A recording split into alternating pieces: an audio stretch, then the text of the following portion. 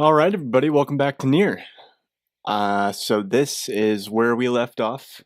We just saved after the credits. I made a separate save file, and we're gonna start the new game plus right away. And so yeah, let's just jump right into it.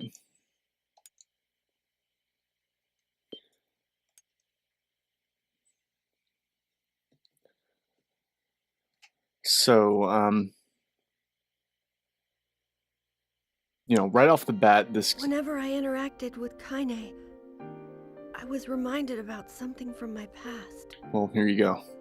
Maybe my mind has been confusing her with my sister this whole time. Here we go.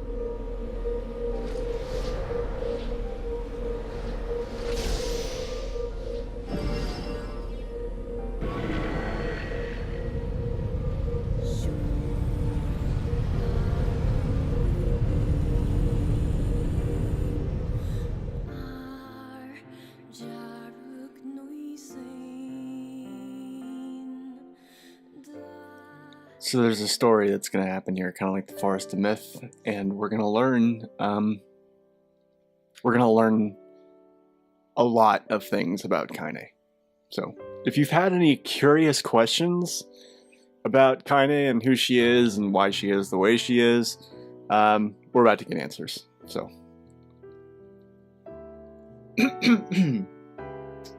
here we go.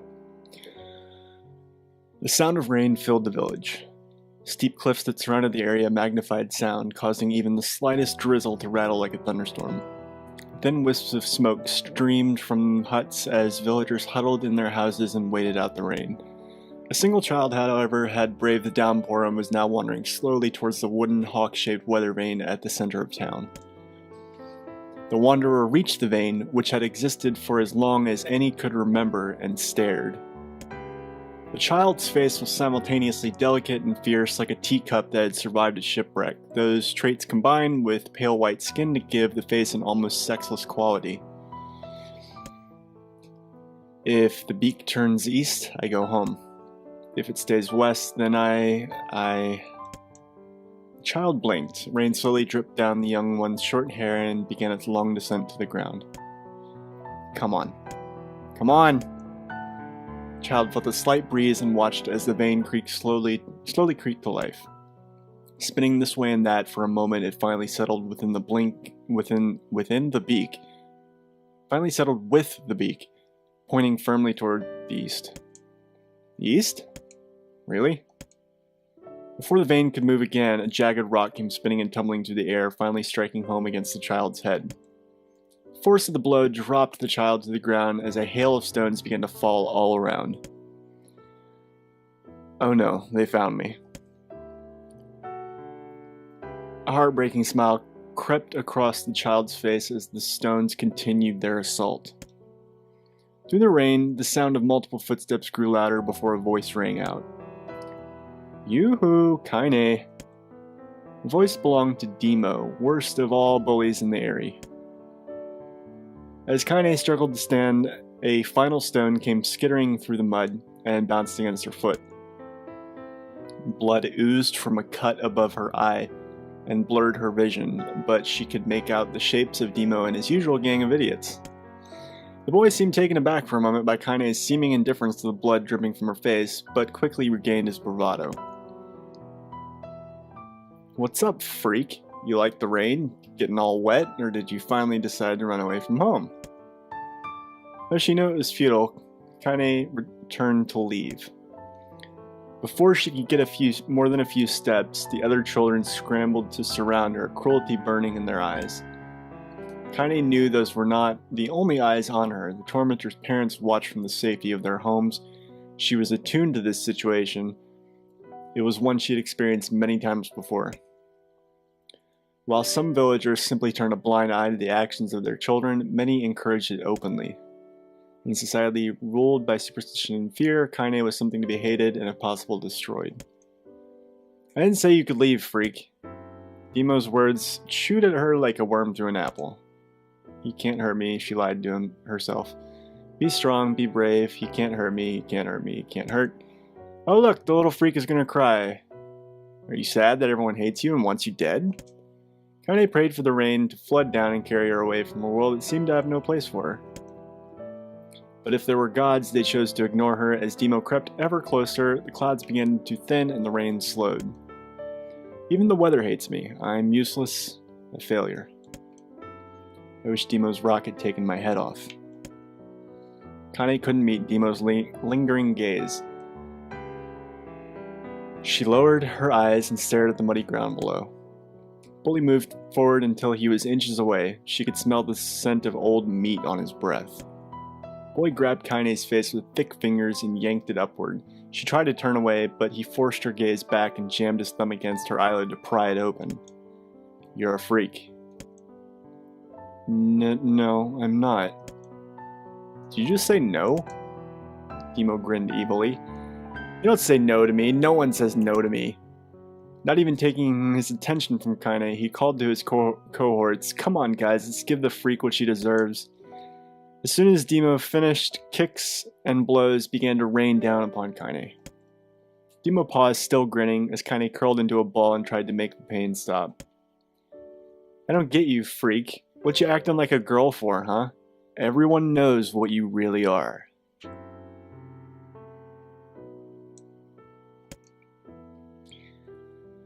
Kaine ignored the question, choosing instead to stare at the weather vane. It continued to point east as if supremely confident about the future it had chosen for her. Go home? Yeah, that's a funny joke for someone with dead parents and no home to go to.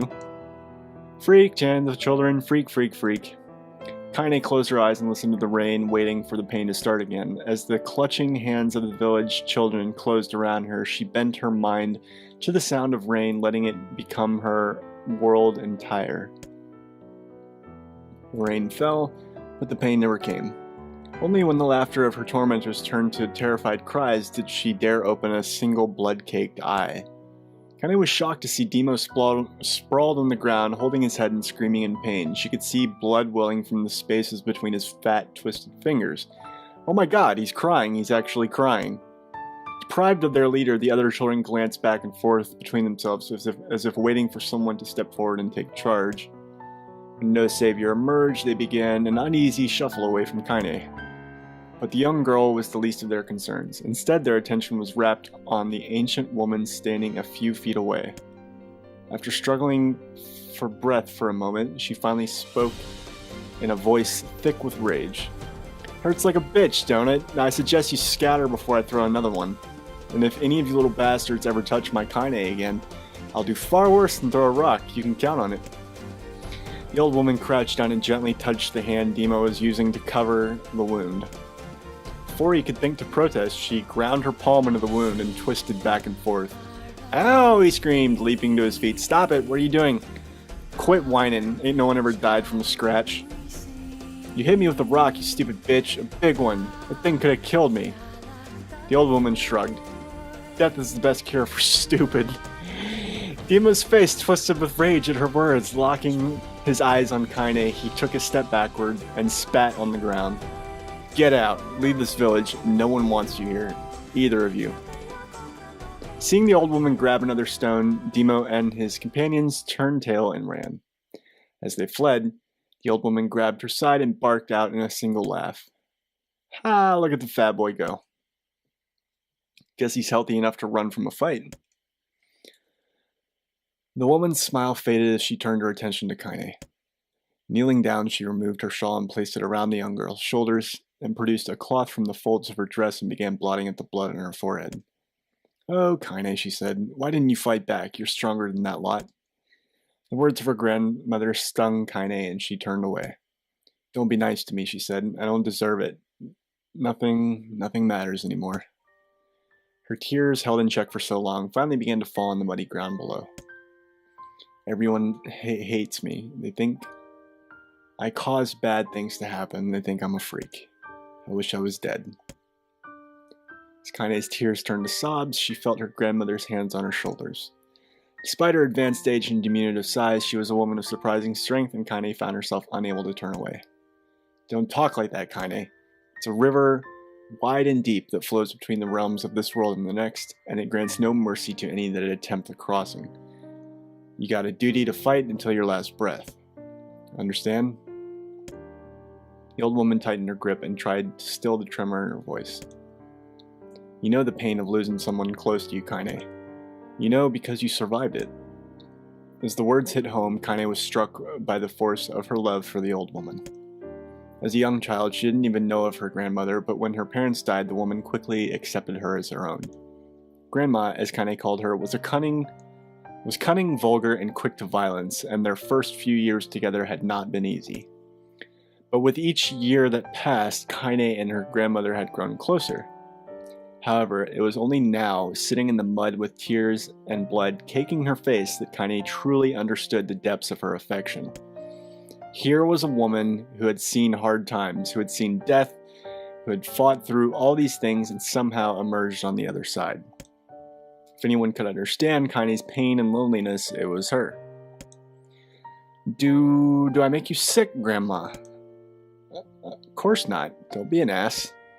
Kaine drew her grandmother's moth-eaten shawl around her body and shuddered. But my body, it's not normal. If I was normal, then Mom and Dad wouldn't... Hush, interrupted Grandma. I'll not hear another word of this nonsense. You're my granddaughter, and I love you, and if folks have a problem with that, they can just go to hell. With that, the old woman reached out and placed a wreath of dried flowers in Kaine's hair. The skill it took to bend the flowers without breaking the stems or losing a single petal was remarkable, and the beauty of it made Kaine want to cry all over again. Oh my gosh, these are lunar tears. Grandma, you made this for me? Lunar tears were legendary flowers. Most people could live their entire lives without ever seeing one, and yet her grandmother had somehow collected a dozen or more. Kaine reached up and touched the wreath as if she couldn't believe it was real. Where did you find these? Oh, just stumbled upon them one day while I was out doing the shopping. The old woman turned away as she was explaining, leading Kaine to suggest that the search had been much more difficult than she was letting on. The pains she took to construct the ornament, let alone track down the flowers used in its construction, made Kaine's heart hurt. She reached up and gently adjusted the wreath, admiring the way it felt between her fingers. Didn't quite turn out right, said her grandmother as she squinted at it. These old hands have trouble with delicate work, but it sure looks good on a pretty girl like you. Kaine blushed and turned away. You think I'm pretty? Of course you are. What a fool thing to say. Thank you, Grandma. Her grandmother smiled. We're gonna be fine, you and me. As long as we got each other, we'll be just fine. Kaine took her grandmother's hand in hers, and the two of them struggled to their feet. As they began the long walk home, Kaine gripped the hand with all her might, as if trying to stop smoke from drifting away on the wind. The rain had stopped. Kaine stood beneath the weather vane, watching it spin in lazy circles, no longer caring about the direction it faced when it stopped. I don't need to escape. I have a home now. Grandma loves me, and that's enough. Even if it's us against the world. Kaine let her gaze drift up past the vane and into the cloudy sky. The last faint hints of a rainbow were slowly fading. As she turned and headed for home, the light scattered into a million particles and vanished, seemingly taken away on the breeze.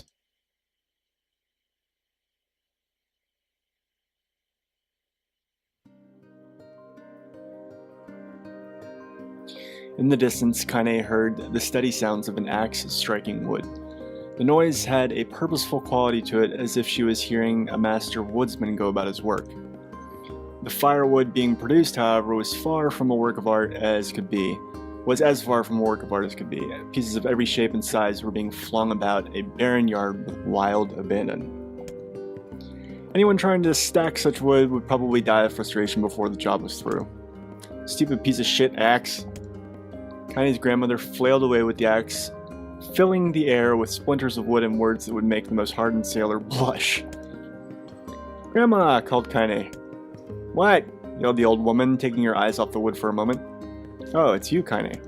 Don't get too close or I might take your goddamn foot off by mistake.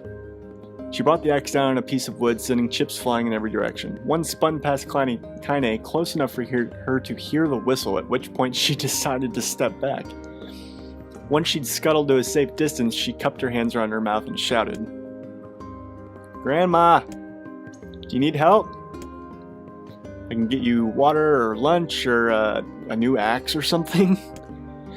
The axe, poised to strike another wobbly blow, paused in midair. The old woman considered her granddaughter's offer for a moment and smiled. Tell you what, since I'm doing such a piss-poor job of chopping, why don't you come here and take over so I can go get the water? Shades have been restless lately, you know, and I don't want you running into one of them bastards. Relinquishing the axe, her grandmother picked up a long pole with wooden buckets on either end. Gathering water was by far the more difficult of the two jobs, but Kaine knew better than to complain.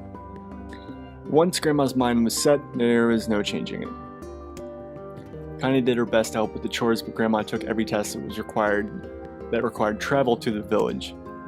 Though she had a long list of plausible excuses, Kaine knew the real reason. She didn't want her granddaughter to be taunted and harassed by villagers. Once Kaine moved in, Grandma decided to take up residence a good distance from the area. Out of sight, out of mind seemed to be the best policy when it came to the villagers and her granddaughter, and rare were the days when any but the two of them could be found on the rocky acre of land they called home. Kaine enjoyed the solitude, but harbored a secret resentment that her grandmother was forced to spend her golden years in such a place. After watching her grandmother leave, Kaine turned her attention to the task at hand. She had never chopped wood before in her life and soon discovered why the old woman hated the chore. Swing after swing of the axe produced only a tiny crack in the wood, and when she finally managed to connect with a solid stroke, the tool embedded itself in the log and refused to budge. Frustrated, Kaine swung the axe around her head and threw it, log and all, across the yard. Damn it! Crap. She suddenly understood the joy her grandmother felt in a good curse. Happier now, she picked up the axe? What the fuck? She picked up the axe and forced it from the wood and resumed chopping. She had a natural skill with a blade, but the task was challenging and blisters soon began to form on her small pink hands. This is tough. My logs are all weird sizes. Spitting on her palms and ignoring the pain, Kaine redoubled her efforts. Just as she was developing a rhythm, Grandma returned from the village. Setting down her buckets with a small sigh, she took one look at the log and coughed out a wheezy laugh. Pretty clumsy, girl. You better practice if you... Her grandmother suddenly collapsed to her knees, causing one of the buckets to wobble precariously. Eyes wide, Kaine dropped the axe and ran to her grandmother's side. Grandma! The old woman shook her head and pointed a trembling finger at the bucket. Get that bucket. Can't let it spill. Kaine steadied the bucket with a foot as she knelt by her grandmother. A small bit of water sloshed over the side and made a new home in the hem of her dress, but Kaine didn't notice. Grandma, what's happening? Crazed with panic, she grabbed her grandmother by the shoulders and shook. After a moment, the woman lifted her arms and batted Kaine away. Stop that. Just stop now, she cried, breathing heavily. It ain't like I'm dying. She's tired from the trip is all. Kaine desperately wanted to believe her, but one look at the old woman's shaking hands and worn face told her more than words ever could. Her grandmother had lived a long, hard life, and it seemed the bill was coming due. The time when her grandmother had watched over Kaine was ending. Sooner than either of them had feared, the positions would be reversed. The next morning, Kaine came to the side of her grandmother's bed and took her wrinkled hand. Grandma, you're sick. You need medicine. I'm going to the village. The old woman shook her head and tried to rise, but Kaine gently pushed her down. It's all right, she said. I'll be fine. Her grandmother fixed her with a gaze that could melt steel. After what seemed like an eternity, she finally lowered her eyes and sighed. Well, I don't like it, goddammit, but I guess I should quit being so stubborn and let you grow up. The old woman watched as Kaine strapped on her boots and made her way down the road to the village. Hours later, as an unseen sun made its way across the dark and rainy sky, she was still watching. Kaine moved at a brisk pace, checking her pockets every few minutes to make sure the money her grandmother gave her was still there. Every noise caused her to spin on her heels, making sure that she wasn't being stalked by a shade or worse, Demo and his gang. But she encountered neither tormentors nor shades, and Kaine finally found herself at the entrance to the village. A few adults she could see glanced sideways at her, then muttered to each other behind raised hands before slinking away into the shadows. Her heart racing, Kaine took a series of rapid, shallow breaths and tried to calm herself. I have to prove myself, I have to help Grandma. I have to be strong. She chanted those words to herself over and over as she slowly made her way. Finally, her eyes settled on a rotund, older woman who was angrily waving her arms in the air and telling anyone who would listen exactly what she thought of Kaine's presence. "Hey, lady," said Kaine with a bravado she did not feel. "Where's the apothecary?" The woman's flabby cheeks shook in bewildered anger. "How dare this thing speak to me?" they seemed to say. But Kaine saw that her eyes held a different emotion, fear. "Yeah, we're both scared, lady. Trust me on this one." "Which way?" Kaine repeated. The woman pointed at a small building to her right before hitching up her dress and stumbling off in the other direction. Kaine cringed, expecting a stone to come flying from the assembled crowd, but none came. Her mind was filled with a strange sense of pride as she made her way to the apothecary, but the new emotion had little time to take root, for as soon as she opened the door, she noticed a familiar customer at the counter. It was Demo. He'd clearly been sent there on some kind of family errand because his gang of followers was nowhere to be found. "Oh my god," he sputtered. What are you doing here, freak?" The insult was delivered without force, and Kaine happily ignored it. Stretching on tiptoes to see over the counter, she asked the shopkeeper for the medication. "Ha!" barked Demo. "That old bitch finally keel over?" "Go to hell, Demo." The boy's eyes grew so wide that they seemed ready to fall out of his head, but before he could let fly a comeback, or worse a punch, the apothecary told them to knock it off before he kicked them out of the store. Demo slunk out of the shop, cursing Kaine under his breath. Once he was gone, she allowed herself to breathe once more, taking a brief tour of the shop while the owner prepared her medication. Countless tiny bottles filled the cramped store, each with a label written in some indecipherable language. An ocean of aromas assaulted her nose, creating a scent that was exotic but not altogether unpleasant. Seeing such a variety of supplies gave Kaine a sense of peace. Surely, in a world so vast, there would be a place that she could call home. On the far wall, behind the counter, rested a portrait of a stunning young girl. The picture had once contained bright, vibrant colors, but the time had worked its magic, and they were beginning to fade. The beauty of the work, however, remained undiminished. "You like that picture?" Kaine turned to find the apothecary with a small vial of medicine in his hand. His eyes were gentle but sad, and they seemed to stare through her and into nothing as he spoke. "That's my daughter. I sketched it when she was just a little girl. She's been dead for a long time now." Kaine didn't know how to respond. She just stared at the portrait and tried to come up with the right words. "Pictures are wonderful things," continued the shopkeeper. "They let the ones closest to you live on forever." He shook his head slightly, then looked down at Kaine and smiled. Handing her the medicine, he reached into his sizable green apron and produced a handful of old wax crayons. "You should have these. There's no one left that I wish to draw." Kaine took an instinctive step back, causing the shopkeeper's face to darken.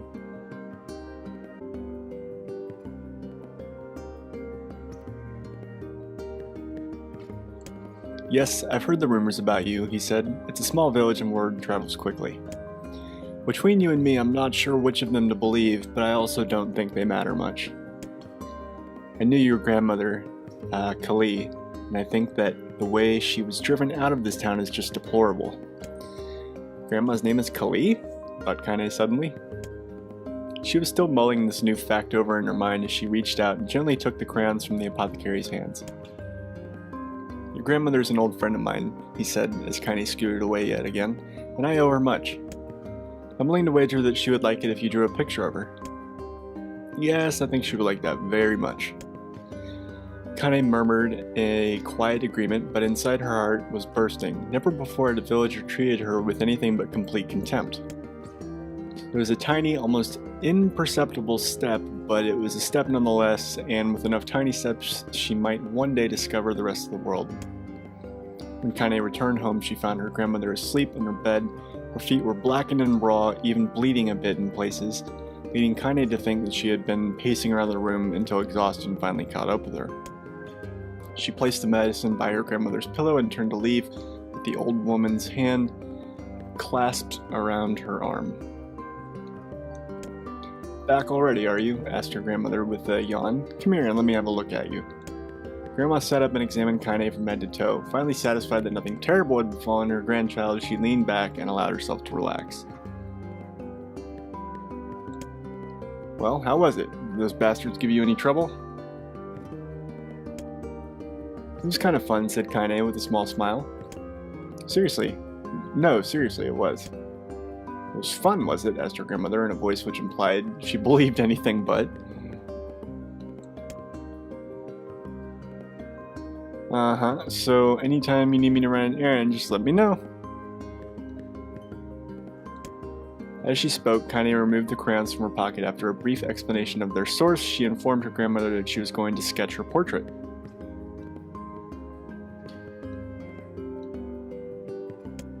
"A portrait of me? Ridiculous. No one wants to stare at a wrinkled old crone."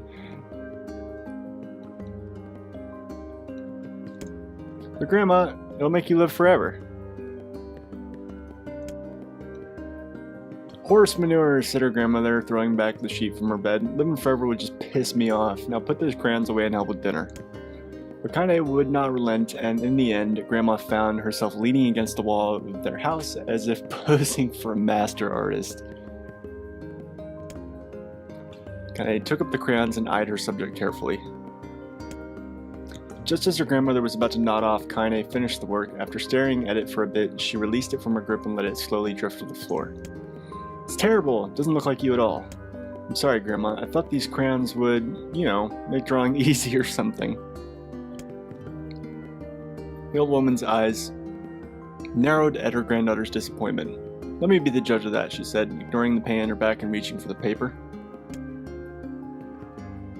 The sketch could have been a person's face. It could also have been a boulder, a lump of clay, and an incredibly misshapen loaf of bread, all rendered in a chaotic array of colors. The old woman stared at the picture for a long time and then slowly wheezed out a laugh. "Oh, Kaine," she said between laughter, "you truly are my blood. You're as clumsy as me, and I love it. But, hush. I won't hear any more bull about how ugly you think it is. It came from the heart, and I'll treasure it always." True to her word, the old woman gave the picture a place of honor above the kitchen table. In the days that followed, Kaine would often catch her staring at the portrait with a strange smile on her face, an action she interpreted as silent, mocking laughter. A week later, Kaine could stand it no more and asked her grandmother to take the artwork down. "Posh," said the old woman, "I'd take this down when they roll me in my shroud." She pondered this for a bit and then turned to Kaine and dropped to one knee. "Listen to me, girl. Seeing this picture makes me happy in a way I've never felt before. And it makes me want to go on, so that someday you can feel the same happiness." It was a moment that burned itself in Kaine's memory, a perfect blend of pride and love and joy that came together to form a lifelong remembrance. She swore to never forget this moment, to never forget the old woman who made her place in the world possible.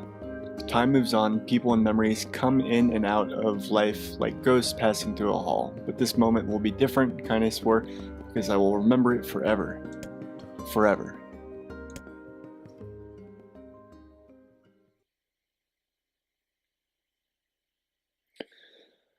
Kaine listened to the sound of crackling firewood and stared at the black object on her plate. She'd been pushing it around the wooden disc for a good 10 minutes, ignoring the bemused stare of her grandmother. Finally, she summoned her courage and gave the object a brief sniff. A sharp, bitter scent flew up her nostrils and made its home there, causing her face to twist with disgust. "Grandma, I can't believe you want me to eat a bug." The old woman threw some more wood under the cooking pot and snorted. "It's no bug, you fool girl. It's a berry. Why in the hell would I be feeding you bugs?" "Yeah, well, it sure looks like a bug," said Kaine. "And I think it's burnt or something because it smells terrible." With that, Kaine held her nose and threw the berry in her mouth, chewing as little as possible. "Oh yeah, that's terrible, all right." "Why, you little brat," laughed the old woman. "Look at the sass on you. You've been spending too much time with me, and that's a fact." 5 years had passed since the moment when Kaine's grandmother saved her from the bullies. As is often the way with two stubborn people, their relationship had grown in fits and starts, but moved forward all the same. Meals that used to be somber affairs were now filled with laughter and hurled abuse in equal measure. Kaine could not remember a time when she had been happier. As the years went by, Kaine started to shoulder more and more of daily responsibilities. Her grandmother's legs grew weaker by the day. She could no longer do many of the chores she used to take for granted. And so this morning found Kaine lacing up her boots with a breakfast of burned berry rolling through her belly. "Where are you going today?" asked Grandma suddenly. Kaine looked up surprised. The old woman rarely asked for specifics anymore. "Well, I was going to check on the kelma trees and see if they were ripe. I thought we could make some jam or something. Oh, and I'm going to pick up some flagstones, so I need to take the wheelbarrow." "Flagstones? What in the hell for?" Kaine stared at her grandmother and then held out an arm and swept it around their home. Constructed mostly out of cloth, rope, and rubble, the old place sagged like a boxer in the final round. "Grandma, a dying cat could chew through this house. I'm going to build a stone wall so we have some protection." The old woman laughed, exposing her toothless grin to the world. "Goddamn girl, if a bunch of thieves want to ransack this old place, let them come. We got nothing worth stealing anyway." "I'm not worried about thieves. I'm worried about shades. People saw one west of the village yesterday." The old woman tilted her head and stared at her granddaughter. "Well, shoot, I don't know why you have to do it today. We can worry about it some other..." "Grandma, no. If I don't go to the kelma trees, we won't eat tonight. You know that." A confused expression passed across the old woman's face, and for a moment she was a small child lost at a carnival. Yes, she said after a bit. "Yes, of course, you're right. Sorry, Kaine. Lately it seems my mind is..." She didn't finish the thought, instead walking over to her nightstand and gently taking the wreath of lunar tears from the drawer. The flower's petals had aged to a brilliant whiteness, and Kaine thought it was more beautiful now than the day she first received it. "You're going to be a true woman soon," Grandma said as she placed the flowers in the girl's hair. "So that means less chatter about shades and building defensive walls and more talk about how beautiful you've become." Annoyed, Kaine reached up to remove the garland, but the look on her grandmother's face stopped her hand. "You're a beautiful thing," said the old woman, "and there ain't another like you in all the world. I'm very proud of you." "Okay, Grandma, that's enough goddamn compliments for one day." "Such a mouth on you. Where did that come from?" "Gee, I wonder." "I'll teach you to sass me, girl," yelled Grandma. Suddenly, she lurched forward and grabbed Kaine by the ears, pulling her around the room with a crazed grin on her face. "Grandma," yelled Kaine in a quaking voice. "Grandma, stop it. What the hell?" The old woman stared at her and blinked and slowly held her wrinkled hands out as if it was the first time she had ever seen them. I don't know what just happened there. I'm sorry, girl. Sometimes my mind just..." Kaine thought the look on her grandmother's face was the most heartbreaking thing she had ever seen. "Listen," she began. "Maybe I should stay home after all." "No, I won't have you stay here to keep an eye on an old codger like me. You go get your fruit and your wall and whatnot. I'll be fine. And when you come back, I'll have a nice grasshopper dinner waiting for you." Kaine rolled her eyes, then kissed her grandmother on the forehead and made ready to depart, trying desperately to ignore the worry that was gnawing at the walls of her heart. Kaine could feel the old woman's eyes watching her as she moved down the path. Don't turn around, she told herself, but in the end the temptation was too great. She spun on her heel for one final look and saw a small, bent woman standing in front of a ramshackle hut with a sad expression on her face. God, she looks so old now. It's like the wind could reach down and just carry her away. Kaine worried about her grandmother all day, causing her work to suffer. What little fruit she could collect was tossed carelessly into the wheelbarrow, and she only found a couple of stones before losing interest in the project.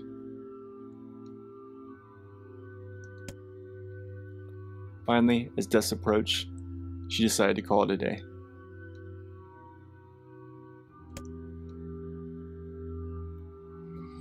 Cursing herself for lack of focus, Kaine pushed the nearly empty wheelbarrow back down the path. She crested the final hill and she suddenly froze in place. The wheelbarrow fell from her fingers and collapsed on its side, sending a few pieces of wrinkled brown fruit rolling down the hill. Her gaze was transfixed by a thick, black cloud that hovered just ahead. Tracing its path with a finger, Kaine suddenly felt her stomach knot in on itself. No, oh gods, no. Her grandmother's house was ablaze, the flames licking up as if trying to touch the sky itself. Grandma? Grandma! Kaine ran faster than she had ever moved in her life. Once she tripped on a stone and went sprawling to the rocky ground, but she leapt to her feet and continued running, unmindful of the blood that spilled from her wounded hands and knees. As she got closer and closer, Kaine's mind began to race in time with her footfalls. It's too dark. It's too dark. Not just fire. Can't be fire. Too much smoke. Gotta save her. Gotta save her. She burst into the front yard and came to a sudden halt, her worst suspicions confirmed. The smoke from the fire was mingling with the thick, inky blackness of an enormous shade. The massive creature supported itself on 3 twisted feet and achieved balance through a means of a large armored tail. Scales, horns, and claws sprouted from its body in a random, chaotic pattern, giving it the appearance of a lizard designed by some insane god. Seeing Kaine, it let out a roar and flicked its tail, sending small whirlwinds spinning around the yard. For a moment, the creature retreated into a shimmering, inky blackness as if her mind was unable to comprehend that such a thing could actually exist. But then the smell hit her, a blend of rotted meat and excrement, and the horror became real once more. The creature bellowed again, and this time Kaine responded with a scream of her own. "Alright, you bastard," she thought as her scream echoed off the high cliffs around them. "It's you or me. Let's go." The shade eyed Kaine with bemused interest, and then it began looking from her to the house and back again, as if urging her to look at the destruction it had so gleefully wrought. With dread building in her heart, Kaine glanced toward the house. Through the smoke and flames, she spied a small figure struggling to escape the ruins. "Grandma!" At the sound of her voice, the old woman began waving frantically. "She's alive," thought Kaine. "She's alive." Kaine's legs sprang to life as she raced across the yard toward the flaming wreckage of the house. Before she could advance more than a few steps, the shade opened its mouth and let out a roar powerful enough to uproot trees and send them flying. The blast sent Kaine tumbling through the air before smashing against the rocky earth. Stars danced in front of her eyes as she tried to remember how her legs worked. "Get up. Get up. Get up. Get up. Get up. Get up. Now!" Kaine struggled to her feet. Shade stomped toward the house and pinned her grandmother to the ground with the tip of a claw. The old woman struggled to remove the claw from her stomach, but she might well have been pushing a mountain. She coughed briefly, sending a small spray of blood into the air and collapsed to the ground, her energy spent. Kaine lurched to her feet, only to fall back to earth with a gasp. Her ankles were on fire, one or both of them were surely broken. Ignoring the pain that screamed through her body, she began dragging herself across the ground, leaving a drunken trail of dust and blood in her wake. "Grandma, hold on. Just a little longer." Her grandmother's face was turning blue, her eyes rolling back until only the whites were exposed. Kaine pulled herself across the ground with maddening slowness, the distance seeming to increase with every second that passed. The shade glanced between the two women and flicked out its tongue, its giant mouth turning up at the corners. A short, panting breath belched from somewhere deep inside its core. "Bastard," laughing at us. She had no idea how such a mindless creature could experience emotion, but there could be no doubt that the shade was taking joy in their suffering. "Yeah, I see your plan." Shade moved its claw slightly, allowing Grandma to breathe again. It was clearly keeping her alive, only to snuff out her life when Kaine was close enough to touch her. "I'm gonna kill this bastard." Summoning all her strength, Kaine rose to her feet. There was a sickening snap from her right ankle as the foot twisted backward. But she forced it from her mind and began to hobble toward the monster. Pulling a small knife from the pouch at her waist, she leapt on the foot that pinned her grandmother and plunged the weapon deep. "Give her back," she screamed. "Give her back to me." It was like stabbing a rock. After a few swipes, the knife broke at the hilt with a dull snap. The shade panted laughter again, then raised its tail and sent it rushing through the air toward the young girl that latched to its foot. Kaine never had a chance. The tail struck her square in the chest and sent her crashing into the burning wreckage of the home. As she lay on the ground with blood pouring from multiple wounds, a small, weak voice spoke up. Kaine?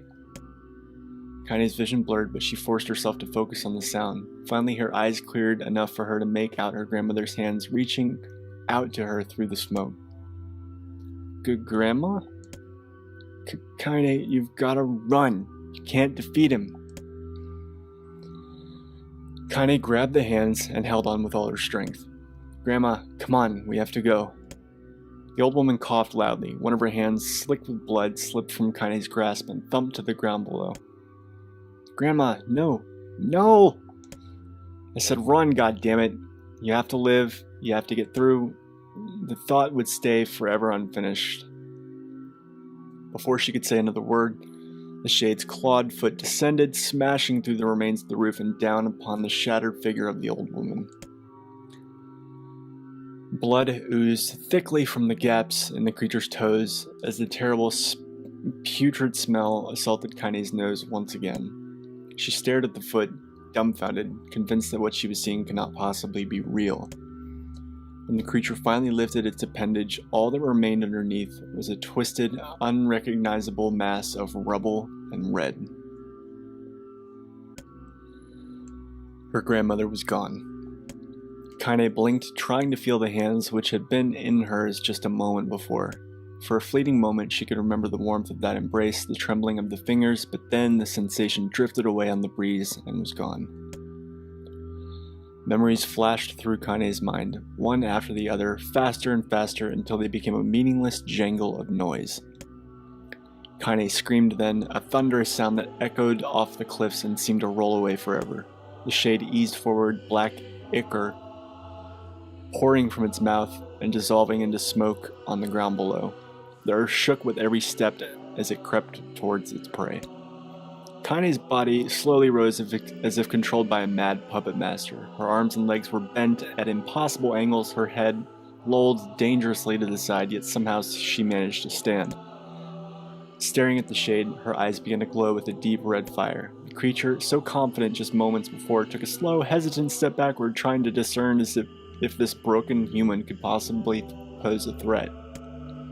Kaine seized the moment. Laughing like a madwoman, she leapt into the air and plunged the shattered hilt of her knife deep into the leg of the shade.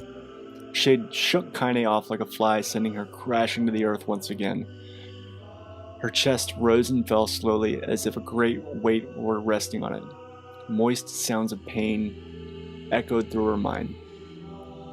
Something warm and thick oozed from her ears. Is that blood? I think it is. I think I'm bleeding to death. No. Can't die. Grandma told me to live. Deep inside Kaine's mind, something finally broke. The sound, the pain, the smoke, and flames, all of it faded away until all that remained was a single incantation repeated over and over again. Kill it. Kill it. Kill it. Kill it. Kill it. Kill it. Kill it. Kill it. Kill it. Kill it. Kill it. Kill it. Kill it. Kill it. Kill. Kill. Kill. Kill. Kill. Kill. Kill. Kill it now. As the spark that was Kaine slowly began to flicker and die, she felt her desire to kill and her desire to live blend into one. The distance between heartbeats grew longer and longer and longer.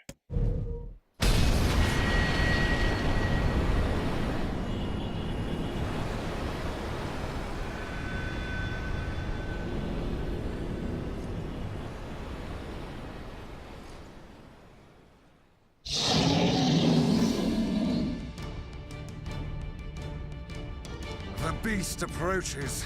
Oh, I got it.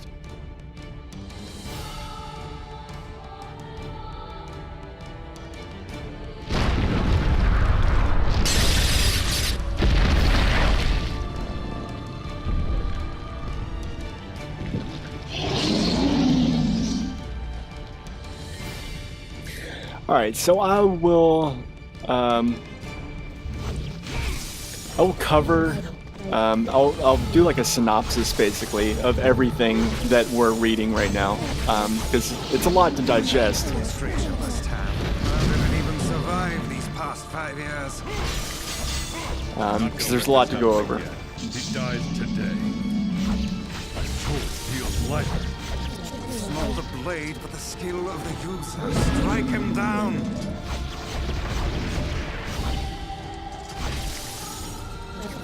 That'll probably be in the next episode, though. So pretty much, once the story's over, I'm gonna cut, and it's just gonna be a full episode of storytelling. It's a lot of information.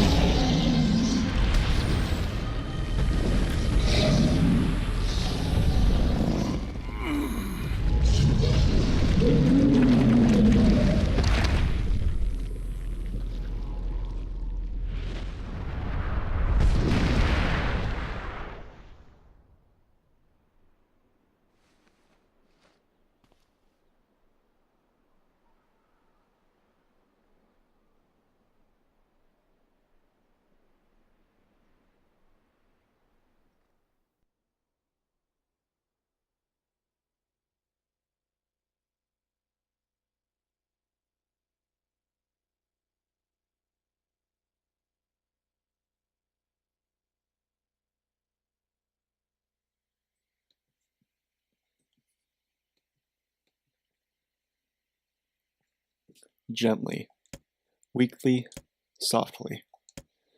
The shade, sure that its tormentor was dead, turned and stomped off toward the horizon, stopping along the way to bellow one final roar.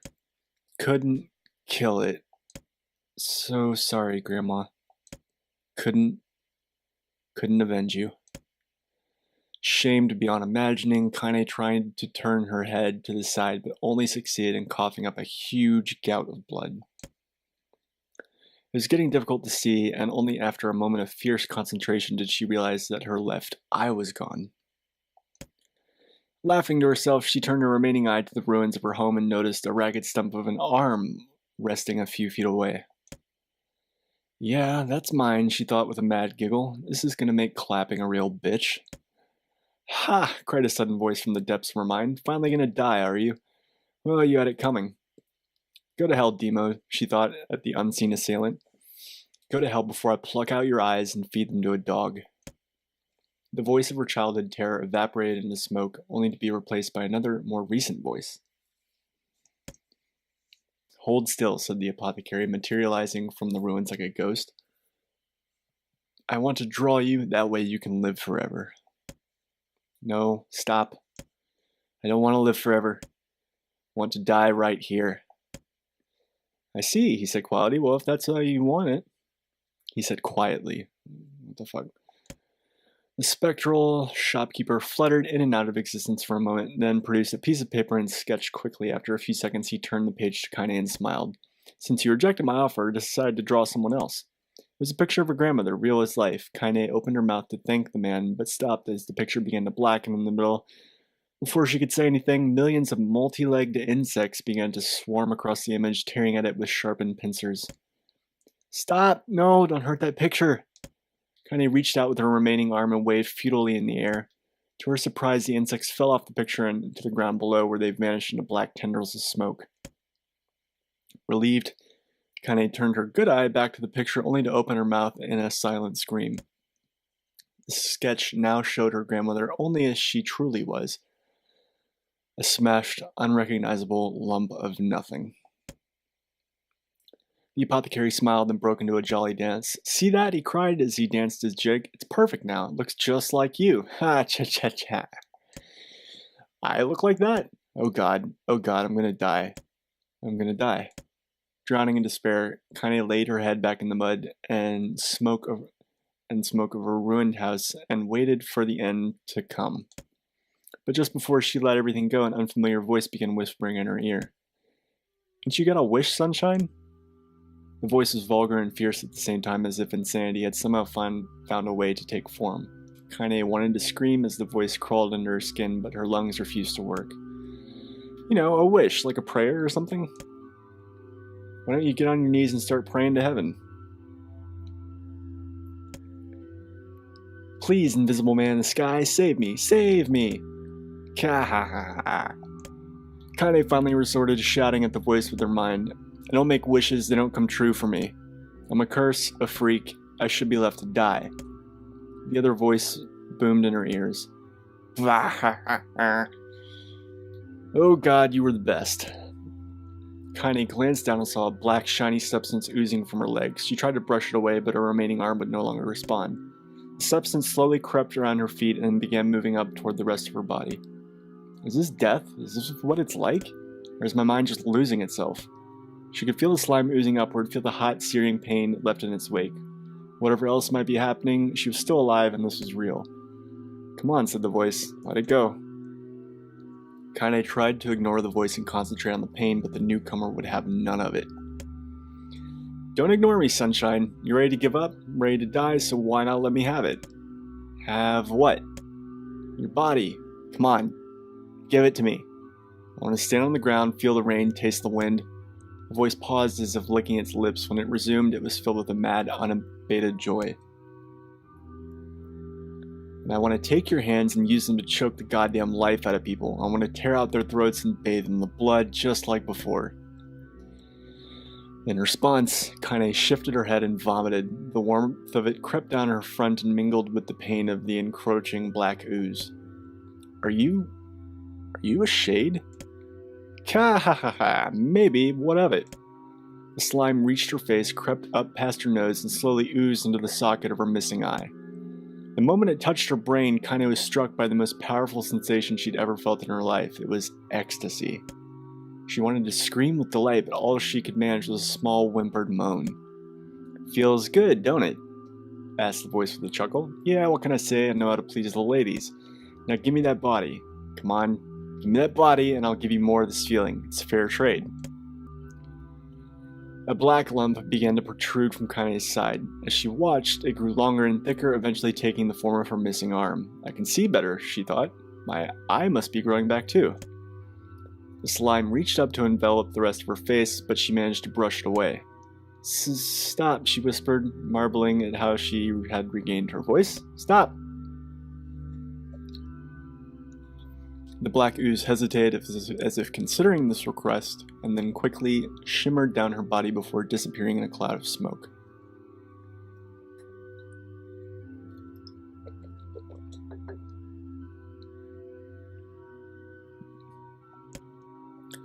Oh, what the hell, sunshine? Screamed the voice. We had a deal. I thought you wanted to die. Grandma said, I can't die yet. A brief image of her grandmother, bloodied and broken, flashed before her eyes. She saw the shade that had killed her and heard its mocking laughter, then closed her eyes and forced the image from her mind. Her whole body was quaking with rage. When she opened her eyes again, they burned bright red. That thing took my grandmother. I have to kill it before I die. Kane glanced down and saw a mysterious pattern, the pattern of the shades, burn itself into her left arm. Well, I'll be damned, the voice said cheerfully. Look at that, sunshine. I think you and me are going to be good friends now.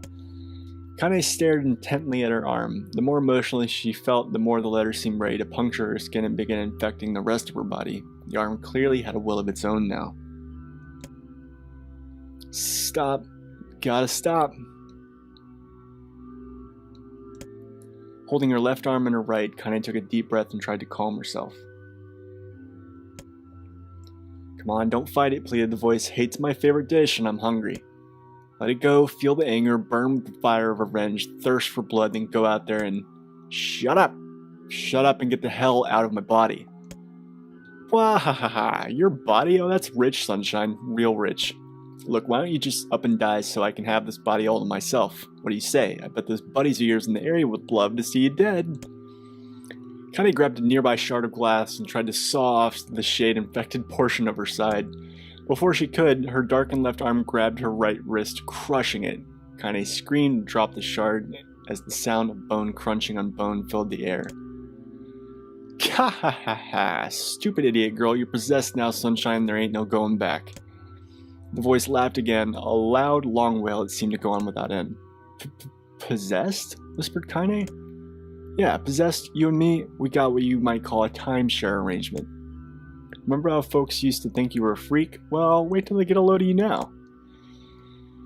Kane looked up, tears in her eyes. The sky seemed smaller somehow, darker. Is this because of that shade? Is this how they see the world? So, listen, purred the voice. I know this whole possession thing seems a bit sudden, but it ain't all bad. There's plenty in it for you too. I'm a very powerful creature, Sunshine, and now that power belongs to you. You got enemies, people you want to kill, I can make it happen. That little fat kid who kept picking on you, the big old shade that swashed your granny, we'll wrap them up in their own assholes. No more abuse for you, Sunshine. No more pain. Wait, Kane, you're a shade. Why would you help me kill another shade? What do you think, I'm some kind of racist? Some killing snob? I don't give a good goddamn who you murder, honey pants. I just want to drink from the well. Kane considered this as she struggled to her feet, the power of the shade coursing through her.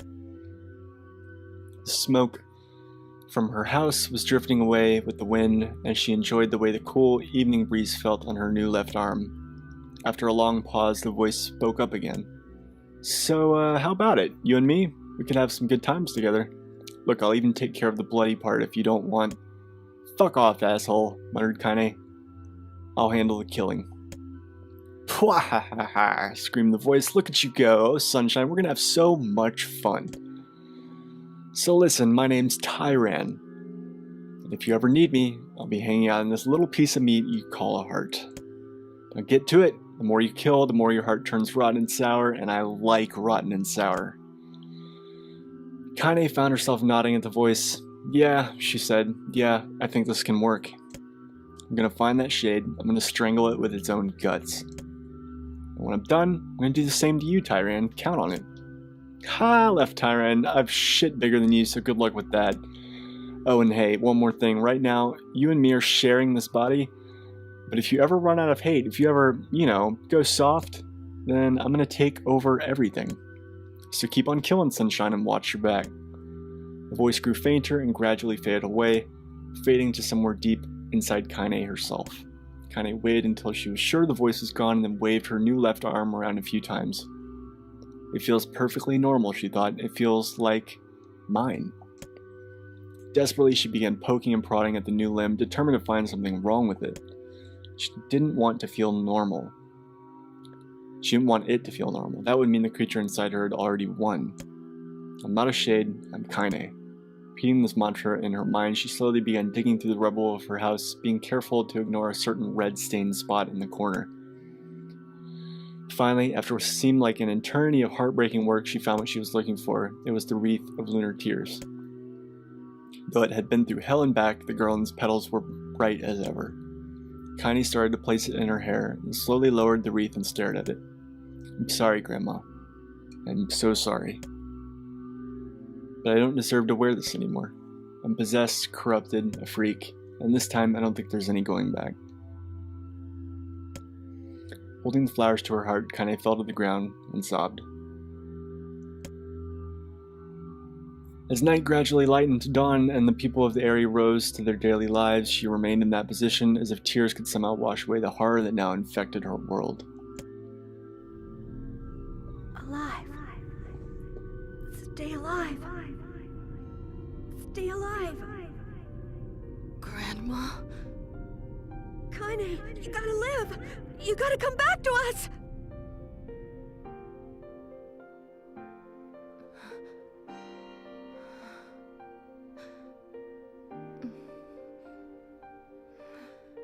Who are...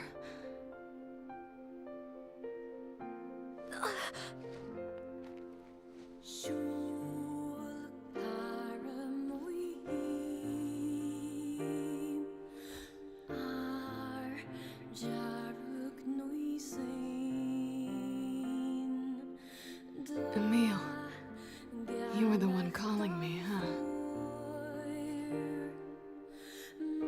You still recognize me? Yeah, sure. I knew you right away. Thank you, Kane. Good to see you, Kane. You look like shit. How long has it been? 5 years.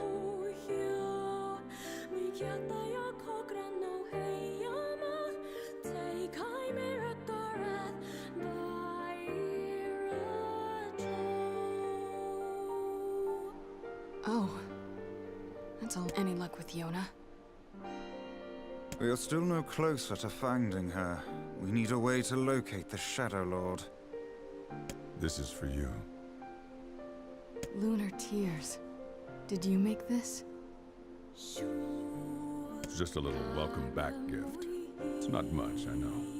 It's nothing like the one Grandma used to make, but... oh, hell. Thanks. Excuse me. Popola, we did it. We freed Kaine. That's great. Listen, can I talk to you for a minute? This doesn't make sense. Please, try to understand. People are tired and scared, and I'm sorry. I'm sorry you have to bear the brunt of that. It's crap. It's okay. We can sleep outside. No one's sleeping outside. You and Kaine saved this village, and now they want to run you out? People are afraid of us. And really, I understand. I mean, look at me. As long as you're still with us, I can deal with it. Right, Kaine? I'm used to sleeping outside. I'm sorry. We'll see you later. We're sorry.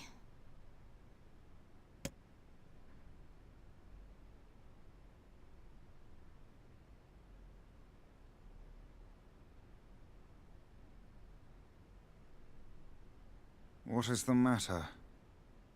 Kaine always sleeps outside. I never thought about that until just now. How could I have not noticed that? How selfish am I? What the hell is wrong with me? We should turn in.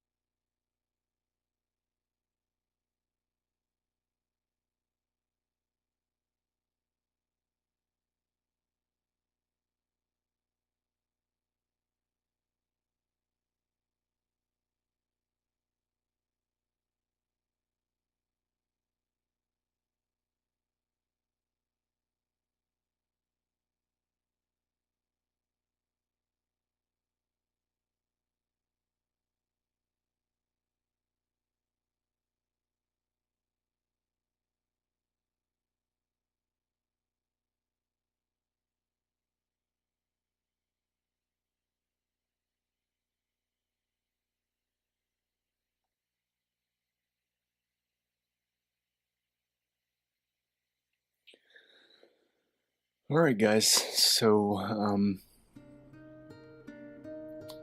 gonna be cutting the episode here in a second.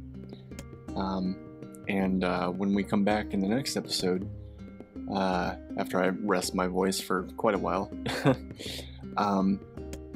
we will, I'll give you some, I'll summarize what we, you know, the important points of what was revealed in that story. You know, because it was a lot to take in, but yeah. And not all of it is elaborated on in the game. There's a lot of interviews and there's like I don't really know what you would call it, like I don't know what they're called. You know how sometimes like video games, like they'll release like a publication or like a book or like a novel or something like that that goes with them, kind of like a Silmarillion of sorts, like equivalent. Like if you ever watch if you're familiar with Lord of the Rings, like that kind of a thing, kind of a extra backstory kind of thing. There's a thing called like Grimoire Nier, I think, that has that. I don't know. Maybe someone can help me with what the name for that is, but I don't know off the top of my head. Anyway, We'll talk about that in the next episode. Take care, everybody. Later.